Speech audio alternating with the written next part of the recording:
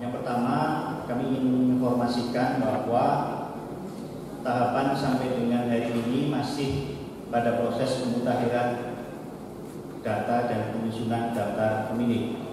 Jadi pelaksanaan pencocokan dan penelitian akan berakhir tanggal 13 Agustus nanti. Berarti sekarang 10, 11, 12, 13, 3 hari lagi. Ibu Bapak sekalian, kemudian masuk pada agenda hari ini bahwa tahapan pencalonan itu hampir masuk. Tanggal 4 sampai tanggal 6 pengumuman, penetapannya tanggal 23 September. Jadi selama tanggal 4 sampai dengan tanggal 22 itu nanti akan ada proses verifikasi dokumen persyaratan. Ibu Bapak sekalian, yang pertama ada dua hal yang perlu diperhatikan dengan sungguh-sungguh. Nanti secara detail dokumennya seperti apa, kebutuhannya apa saja akan disampaikan lebih detail. Tapi ada dua hal yang perlu Ibu Bapak partai politik yang nanti akan mengajukan pasangan calon. Yang pertama adalah syarat pencalonan. Yang kedua adalah syarat calon. Dua hal itu yang wajib dipenuhi sampai dengan masa penetapan pasangan calon. Kiranya itu Ibu Bapak sekalian yang perlu kami sampaikan. Kurang lebihnya mohon maaf. Nanti waktu sepenuhnya kami serahkan ke Pak Sanjang untuk bisa menyampaikan secara detail dokumen-dokumen pengurusan hal-hal yang diperlukan terkait dengan syarat pencalonan dan syarat calon. Kurang lebihnya mohon maaf. Akhiri, assalamualaikum warahmatullahi wabarakatuh. Kita langsung aja Bapak Ibu. Ini salah satu tahapan paling krusial dalam proses pilkada. Jadi terkait dengan syarat calon dan syarat pencalonan. Jadi nanti kami akan membahas dua hal penting.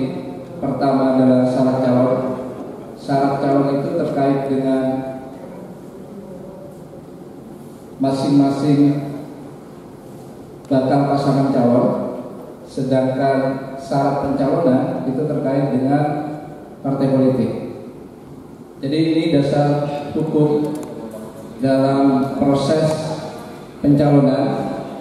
Ada Undang-Undang Nomor 3, Undang-Undang 15, 18. Nah terakhir itu Undang-Undang Nomor 1. Undang-Undang Nomor 1 itu sudah mengakomodir keputusan MK. Nah nanti kita bahas di dalamnya. Nah sedangkan PKPU 5 yang tahun 2020 itu terkait dengan tahapan pasca lockdown, pasca penundaan. Berikutnya Mas. Ya, ini Bapak Ibu sekalian, tadi sudah dijelaskan sekilas sama Pak Ketua bahwa tanggal 4 sampai tanggal 6 itu adalah pembukaan pendaftaran. Jadi tanggal 4 itu pembukaan, tanggal 6 terakhir. Nah tanggal 4 itu mulai jam 8 sampai jam 16.00. Itu tanggal 4 sampai tanggal 5. Nah sedangkan tanggal 6 itu nanti kami buka sampai jam 24.00 atau jam 12 malam. Jadi kalau misalnya tidak ada atau ada pasangan calon yang mendaftar lebih dari waktu yang sudah ditentukan, maka otomatis pencalonannya dianggap tidak memenuhi syarat karena waktu pendaftaran sudah ditutup jam 24.00. Terkait sosialisasi calon dan syarat calonan tadi sudah dipanjang lebar sudah disampaikan oleh Mbak Dewi. Mungkin saya hanya sedikit saja melihat aspek-aspek khusus yang akan dijelaskan oleh Bapak. Mungkin teman-teman sekalian ini sifatnya sharing. Mungkin tadi ada beberapa istilah hukum yang harus kita luruskan supaya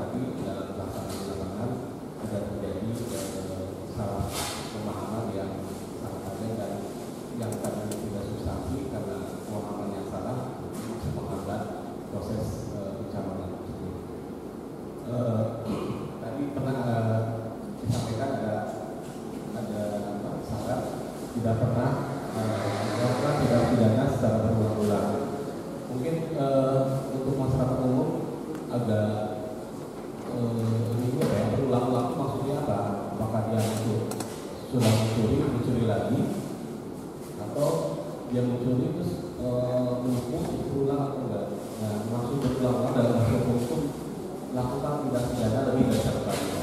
Jadi bisa jadi dia mencuri, kemudian di perkara lain dia melakukan penggelapan atau penipuan, itu bisa dikatakan sudah melakukan tindak pidana berulang-ulang. Jadi jangan diasumsikan bahwa pidana berulang-ulang itu pidananya sama, tapi pidananya berbeda, tapi dia sudah melakukan lebih dari satu kali, itu bisa dikatakan perbuatan pidana berulang-ulang. Saya langsung aja intinya tadi secara jelas gamblang dari Jaksa belum menjelaskan tentang persyaratan calon, di mana mungkin sudah jelas yang dicantumkan nanti dalam SKCK, surat keterangan catatan kepolisian. Artinya apa? Polisi hanya menuangkan catatan-catatan ketika mungkin si pemohon itu ada, kan gitu. Kalau nggak ada ya sudah, kita selalu koordinasi dengan kejaksaan barangkali. Mana yang sudah menjadikan putusan, yang ini kan mana kan. Yang lain-lain tidak seperti mungkin. Ya kalau nggak ada ya sudah, kita tidak perlu harus mencari-cari kan. Intinya itu. Jadi di dalam persyaratan SKCK yang dicantumkan dalam calon ini nanti dituliskan. Ada di situnya di SKCK ada kolomnya. Ini yang lain kita sama-sama kemudian kita komunikasi nanti saling-saling saja, karena proses mudah-mudahan dalam pilkada ini berjalan seperti apa yang kita inginkan. Terlebih lagi mungkin di era COVID.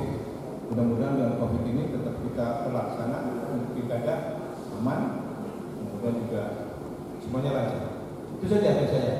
Terima kasih. Assalamualaikum warahmatullahi wabarakatuh. Substansi materi kan memang selama ini kalau surat keputusan kan cukup di tanda tangan dan lembaga atau instansi yang bersangkutan kan sudah cukup, sudah secara legal standingnya udah bisa diterima kan ya. Jadi dari kami Golkar sudah langsung kontak dengan DPP untuk dibuatkan rekomendasi yang persis seperti PKPU itu.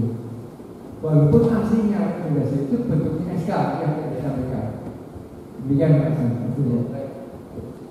Apakah tidak substansinya saja yang digunakan, terkait teknisnya, toh substansi dari surat itu sama.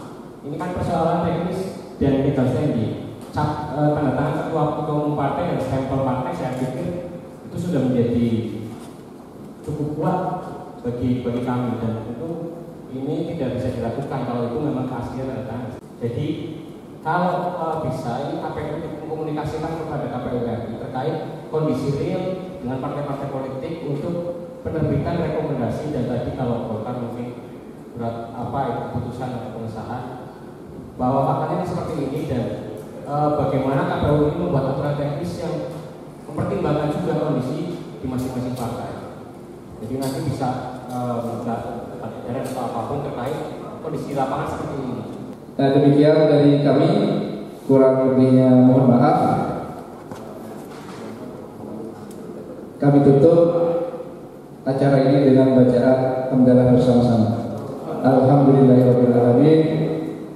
Dari saya kurang lebihnya mohon maaf. Wabillahi taufiq wal hidayah. Wassalamualaikum warahmatullahi wabarakatuh.